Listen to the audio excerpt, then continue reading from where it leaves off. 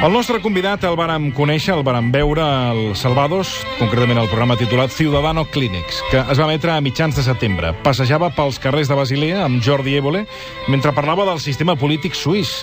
Tot el que va dir ho ha recollit el llibre titulat España se merece democracia directa. Saludem a aquesta hora de la tarda al Daniel Ordaz. Daniel, bona tarda, buenas tardes. Hola, buenas tardes. Bienvenido. El Daniel Ordaz és advocat i polític. Viu a Suïssa i explica que el referèndum és un dels instruments que utilitza el sistema polític d'aquell país per fomentar la participació ciutadana.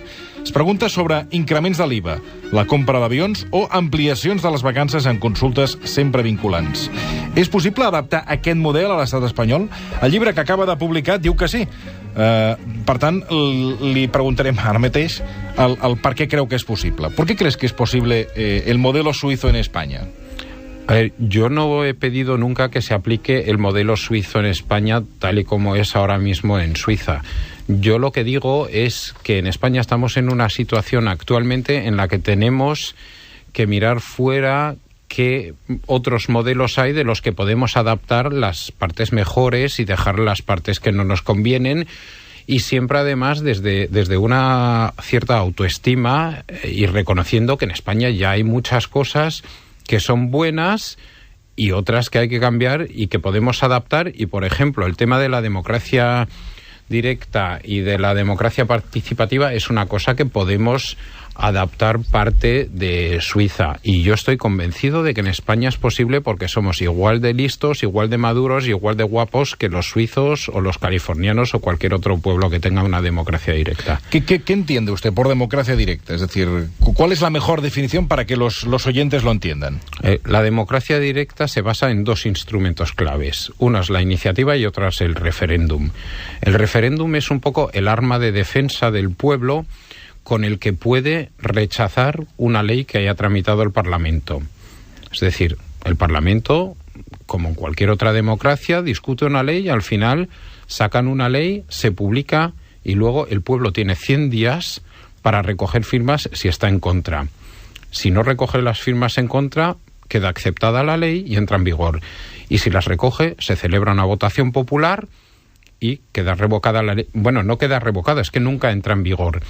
Y el arma opuesta, el arma de ataque, es la iniciativa popular, con la cual el pueblo puede decir: hay algo que no están legislando y que a nosotros nos parece importante, recoges 100.000 firmas y se introduce, o sea, se hace otra votación popular, y si el pueblo acepta en votación popular esa ley que tú propones, pues entra en vigor como si la hubiera decidido el Parlamento.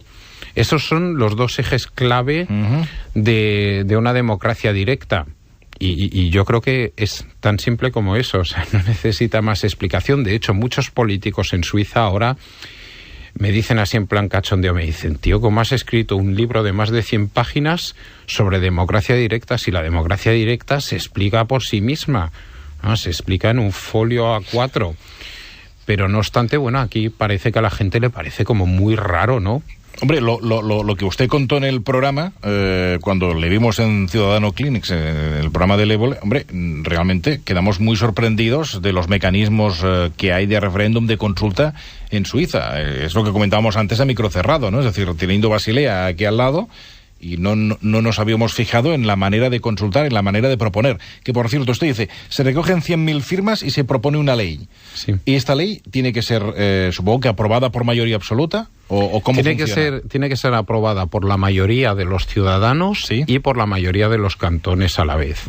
Entonces, se modifica la Constitución en ese punto, y a nivel cantonal incluso se puede proponer directamente una ley a nivel de ley, no de modificación constitucional.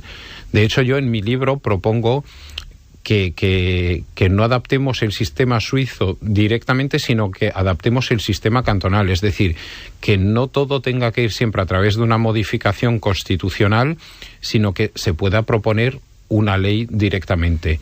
Y luego esa tiene que ser aprobada. En España sería por 9 comunidades autónomas como mínimo, más el 50% más uno de los ciudadanos que voten.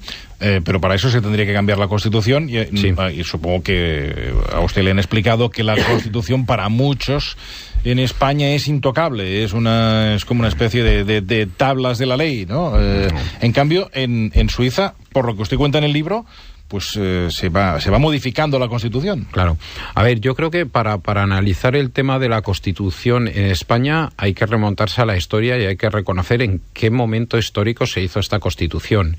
Y yo creo que ha sido un enorme éxito porque fue en un momento en el que los que negociaban esta Constitución 40 años antes se habían estado pegando tiros en el Ebro. Entonces, lo que han conseguido fue el mínimo consenso que en aquel momento era posible y fue lo mejor que en aquel momento se podía. Y de ahí viene un poco ese pensamiento de que digan, bueno, pues no la vamos a tocar porque nunca más va a volver a haber consenso en este país. Y yo creo que sí, somos capaces de modificarla porque una Constitución tiene que adaptarse a los tiempos y a la sociedad que van cambiando poco a poco. Y de hecho está haciendo ahora de catalizador o de incubador la propia crisis. Porque la crisis nos está demostrando que es necesario hacer cambios y los ciudadanos cada vez se sienten más, por un lado, más alejados de la política, pero por otro lado más afectados de la política. Y es por eso por lo que ahora de repente la gente empieza a hablar de democracia directa, de listas abiertas, de políticos milicianos, y muchas veces lo piden y no saben de qué va la cosa concretamente, o incluso los otros los tachan de ilusos y fantasmas.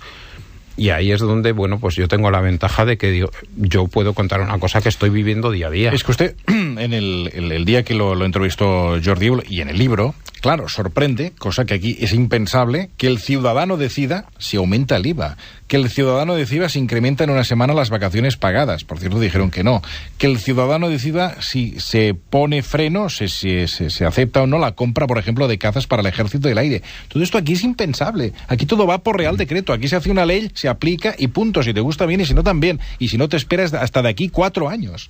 Claro, es que da la sensación que en Suiza hay democracia directa, como se quiere llamar, y aquí no vivimos en una democracia, ¿no? La sensación es una... No es absolutamente impensable. Tenemos 2 veces el mismo hecho. En Suiza hemos subido el IVA y en España nos lo han subido. Ahí está la diferencia. Claro, la diferencia está en que en Suiza hubo un amplio debate en el Parlamento y en la sociedad porque había gente que decía hay que subirlo un 2%. Había gente que decía no se puede subir el IVA de ninguna manera porque nos cargamos el consumo interno. Había gente que decía bueno, si lo subimos pero solo durante un tiempo limitado.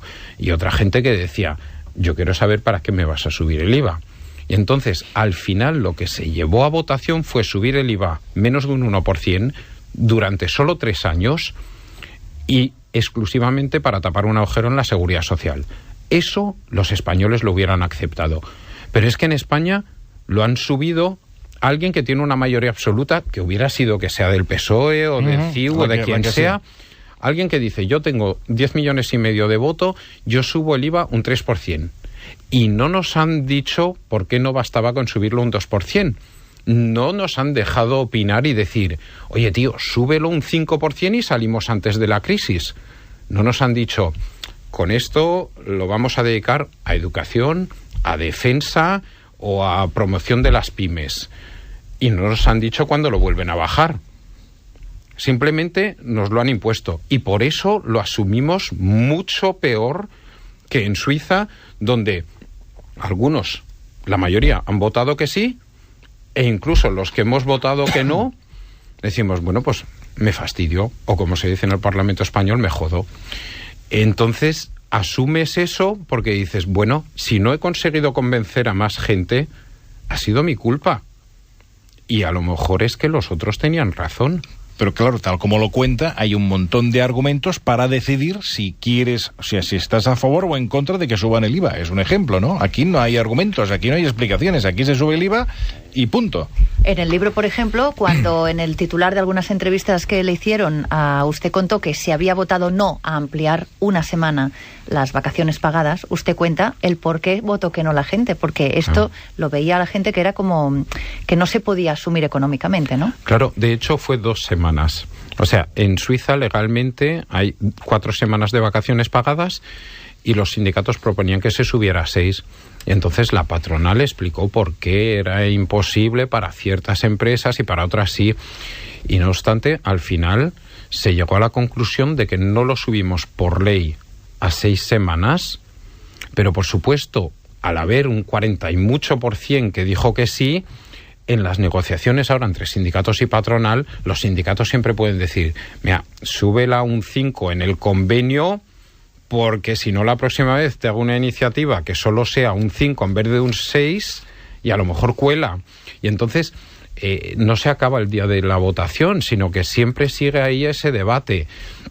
Y es una cosa que los españoles hubieran hecho lo mismo. Os falta de verdad la autoestima de reconocer que somos mejores de lo que nos vendemos a veces.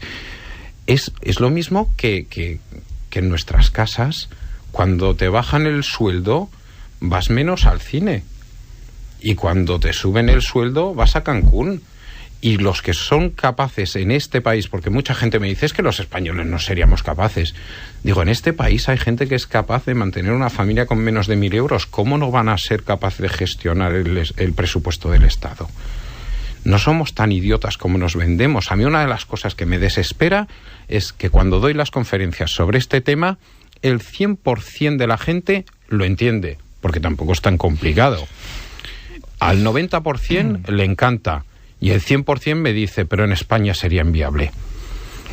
Y es un poco el argumento de es que los españoles somos malos porque Dios nos ha hecho pero así. No será por la poca autoestima, sino porque siempre ha sido así y nunca se nos ha dado suficiente. Y porque la clase política no lo quiere cambiar. Claro. Pero si estamos hablando de hace tiempo de cambiar la ley electoral, es imposible. Estamos hace un montón de tiempo hablando de las listas directas. Ha sido inviable. Pasan los años y no se hace absolutamente nada. ¿Por qué? Porque la clase política no le interesa que se perpetúe todo como está. No hay interés ni de democracia directa, ni de consultas, ni de nada, Claro, ¿qué hace la ciudadanía? Yo creo que no hay tanta diferencia entre clase política y ciudadanía, porque al fin y al cabo el político es un ciudadano al que durante un tiempo limitado le das parte del poder que te pertenece a ti. Sé que esto es muy teórico en España, pero no obstante, todas las reformas que yo propongo, estoy convencido de que los políticos, si lo leen y lo entienden, estarían encantados. Primero, en la democracia directa, a ellos no les quitas poder, compartes el poder y además les quitas la responsabilidad, porque yo me lo guiso y yo me lo como. Los suizos aceptan mucho mejor una subida del IVA que los españoles porque han podido participar. Y de hecho, al fin y al cabo, el que paga el pato siempre es el ciudadano, sea en una democracia directa, sea en una democracia de delegación, sea en una dictadura militar, en el comunismo, en el fascismo, al fin y al cabo los pringados siempre somos los mismos. Y se asume mucho mejor si tú has podido participar. Y lo de las listas abiertas o lo de los políticos milicianos, es decir, un político que no viva exclusivamente de la política, es una ventaja para el político. Tendrían que estar todos encantados. Pero esta es una gran diferencia en el libro, que sorprende muchísimo, porque la mayor parte de la clase política en Suiza no es profesional, sino vocacional. Y usted casi se le dibuja siempre la sonrisa como diciendo, claro, como debe ser, ¿no?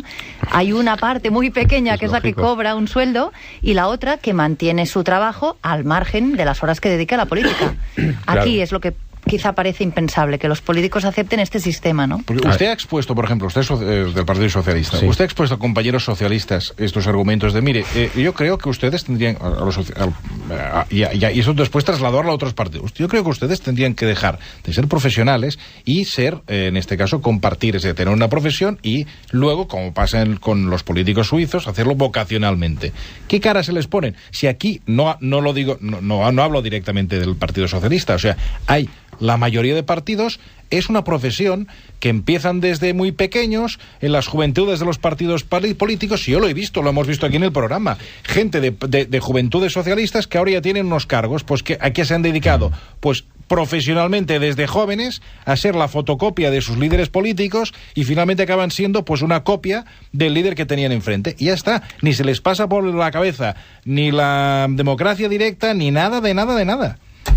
A ver, yo creo que en eso nos va a ayudar la crisis. Si algo bueno tiene la crisis es que los propios políticos se dan cuenta que hay que cambiar. Y además, los políticos suizos no es que sean menos profesionales que los de aquí, es que lo hacen